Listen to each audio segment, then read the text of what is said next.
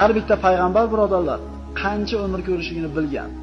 Va hech qaysi payg'ambar joni olinmagan, magar ixtiyor berilgan. Dunyoda xolasangiz qolasiz. Rasululloh sollallohu alayhi vasallamga ham taklif qilingan. Qiyomatgacha yashaysiz ya Rasululloh. Yer yuzi islom bilan obod bo'ladi. Butun yer yuzi siz qo'l ostida bo'ladi. Keyin jannatga kirasiz deganda payg'ambarimiz yonida turgan yigit terisiga sig'may ketdi.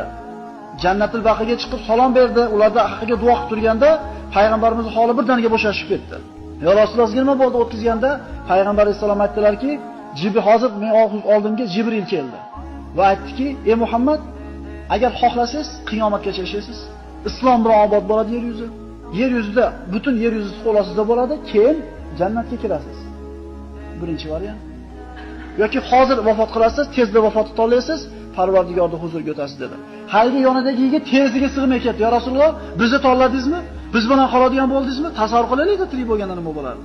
deganda hech qaysi payg'ambar unga shu narsa taklif qilinganda dunyoda xatolagan emas dedi.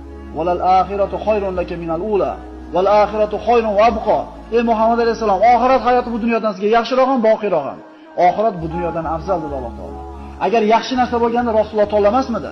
Birorta payg'ambar tanlamasmidi dunyoda qolishlik?